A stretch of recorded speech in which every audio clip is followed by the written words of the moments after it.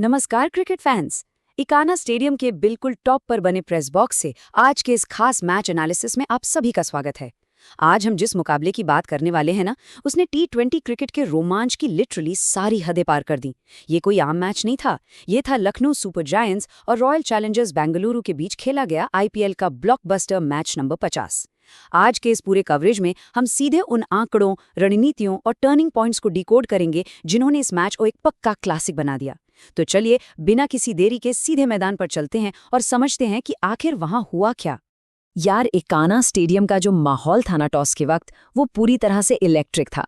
बेंगलुरु ने टॉस जीता और बिना पलक झपकाए पहले गेंदबाजी करने का फैसला कर लिया। उनका गेम प्लान शायद यही था कि भाई बाद में चेस करना आसान होगा। लेकिन क्रिकेट में रणनीतियां कब धरी की धरी रह जाएं, कोई नहीं जानता। इस मैच में जो रनों का तूफान आया, उसकी किसी ने कल्पना भी नहीं की थी। ऊपर से मौसम ने भी अपना एक बहुत बड़ा खेल खेला और अंत में सारी बात आकर टिक गई उन भयंकर दबाव वाले डेथ ओवर्स पर। तो चलिए सबसे पहले बात करते हैं मिचेल मार्श के उस विस्फोटक शुरुआती आक्रमण की। महज 20 गेंदें। जी हाँ, आपने बिल्कुल सही सुना। ये कोई आम नंबर नहीं है, ये इस सीजन की सबसे तेज 50 है।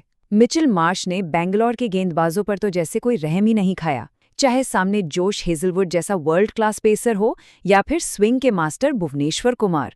मार्श के बल्ले से गेंद हर दिशा में गोली की तरह निकल रही थी। प्रेस बॉक्स में बैठे हम सभी लोग बस उनकी उस ब्रूट पावर और टाइमिंग को देखकर हैरान थे। उन्होंने पहली गेंद से ही जता दिया था कि आज वो कुछ अलग ही मूड में आए हैं। तबाही का आलम तो ये था कि एक एंड से अर्शिन कुलकर्णी 17 रन पर आउट हो गए, लेकिन लखनऊ के मोमेंटम पर कोई असर ही नहीं पड़ा।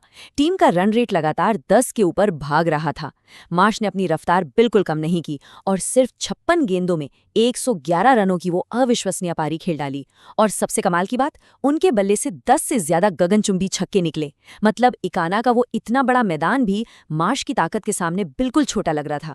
इस पारी ने बैंगलोर के बॉलिंग अटैक को पूरी तरह से बैकफुट पर धकेल दिया था। अब आता है कहानी में एक बड़ा ट्विस्ट, बारिश का खलल और रणनीति में एकदम से आया बदलाव। तो हुआ यूं कि पहली पारी के बीच में ही झमाझम बारिश शुरू हो गई और अंपायर्स को खेल रोकना पड़ा। मैदान पर कवर्स आ गए और फिर शुरू हुआ डकवर्थ लुइस टर्न यानी DLS का वो जटिल गणित। जब बारिश रुकी तो मैच को 20 ओवर से घटाकर 19 ओवर का कर दिया गया। अब नया टारगेट था बेंगलुरु को 19 ओवर में 213 रन बनाने थे। अब सोचिए इस एक बदलाव ने कैसे पूरी टैक्टिक्स पलट कर रख दी। बल्लेबाजों को अब क्रीज पर सेट होने का कोई टाइम नहीं मिलने वाला था। पहली गेंद से अटैक करना ही इकलौता विकल्प था। और गेंदबाजों के लिए उन्हें अब पूरी तरह से वाइड लाइन्स और सटीक यॉर्कर्स पर ही निर्भर रहना था। बारिश के इस लंबे ब्रेक के बाद जब खेल वापस शुरू हुआ ना, तो सबसे इम्प्रेसिव चीज थी मार्श का फोकस। वो बिल्कुल नहीं डगमगाए। और फिर निकोलस पूरन और कप्तान ऋषभ पंत ने तो जैसे बची हुई गेंदों को अपना शिकार बना लिया। पंत के वो जो आक्रामक रिवर्स स्कूप शॉट्स थे ना, भाई साहब वो देखने लायक थे। फील्डर्स तो बस मूक दर्शक बने रह गए। इसी आक्रामकता के दम पर लखनऊ ने DLS एडजस्टमेंट से पहले ही 209 रनों का एक पहाड़ जैसा स्कोर खड़ा कर दिया। अब ये पक्का हो गया था कि RCB को अगर ये मैच जीतना है तो उन्हें शुरू से ही आग उगलनी होगी। और फिर शुरू होता है रन चेज, जहां हमें दिखा रजत पाटीदार का वो जोरदार पलटवार। लेकिन शुरुआत बेंगलुरु के लिए किसी बुरे सपने से बिल्कुल कम नहीं थी। जब कप्तान विराट कोहली बिना खाता खोले, जी हां, 0 पर आउट होकर पवेलियन लौट रहे थे, तो पूरे इकाना स्टेडियम में एकदम सन्नाटा छा गया था। वो खामोशी इतनी गहरी थी कि प्रेस बॉक्स के शीशों के पार भी महसूस हो रही थी। 213 के इतने बड़े टारगेट का पीछा करते हुए पहले ही ओवर में अपने सबसे बड़े किंग को खो देना, ये किसी भी टीम की कमर तोड़ सकता था। लेकिन असली पिक्चर तो अभी बाकी थी मेरे दोस्त। एक तरफ मार्श का वो 56 गेंदों में 111 रनों का तूफान था, तो दूसरी तरफ पाटीदार ने जो पलटवार किया वो भी किसी आंधी से कम नहीं था। कोहली के जाने के बाद पाटीदार ने गजब की हिम्मत दिखाई और अपनी 61 रनों की पारी में 6 शानदार छक्के जड़ दिए। अगर हम इन दोनों की स्ट्राइक रेट्स को कंपेयर करें ना, तो आपको असल इम्पैक्ट समझ आएगा। मार्श ने लगभग 198 के भयंकर स्ट्राइक रेट से खेलकर नींव रखी थी और पाटीदार ने भी लगभग 200 के उसी तूफानी स्ट्राइक रेट से खेलते हुए मोमेंटम को पूरी तरह RCB की तरफ खींचने की कोशिश की। ये कोई एक तरफा मुकाबला बिल्कुल नहीं रह गया था। और हाँ, पाटीदार अकेले नहीं लड़ रहे थे। दूसरे छोर से देवदत्त पडिक्कल ने भी 34 रनों की एक बहुत ही स्मार्ट और तेज पारी खेली। एक समय जो रन चेज बिल्कुल नामुमकिन लग रहा था ना, इन दोनों की पार्टनरशिप ने उसे एकदम से रियल पॉसिबिलिटी में बदल दिया। स्टेडियम में बैठे फैंस की जान में जान आ गई थी और माहौल फिर से एकदम लाउड हो चुका था। अब हम पहुंचते हैं उस मुकाम पर जिसने मैच का फैसला किया, डेथ बॉलिंग की एक असली मास्टर क्लास। आखिरी के 4 ओवरों की जो टैक्टिकल लड़ाई थी वो बेहद रोमांचक थी। क्रीज पर टिम डेविड और कृणाल पांड्या जैसे डेंजरस फिनिशर्स मौजूद थे। ये दोनों पलक झपकते ही मैच खत्म कर सकते थे।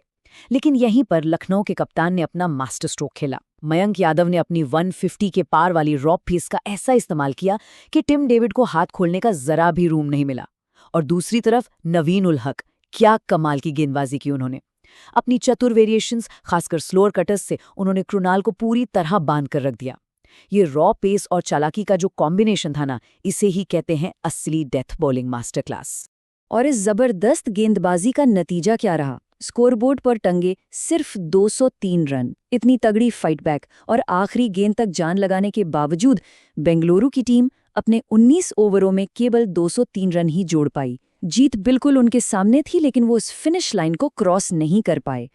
तो फाइनल रिजल्ट ये रहा कि लखनऊ सुपर जायंट्स ने डीएलएस मेथड से इस थ्रिलर को 9 रनों से अपने नाम कर लिया और बिना किसी शक के मिचेल मार्श को उस मोमेंटम शिफ्टिंग सेंचुरी के लिए मैन ऑफ द मैच चुना गया। सच कहूं तो मार्श की उस पारी ने ही लखनऊ को वो एक्स्ट्रा कुशन दिया था, जिसके चलते उनके गेंदबाज डेथ ओवर्स के उस भयंकर प्रेशर को एब्जॉर्ब कर पाए।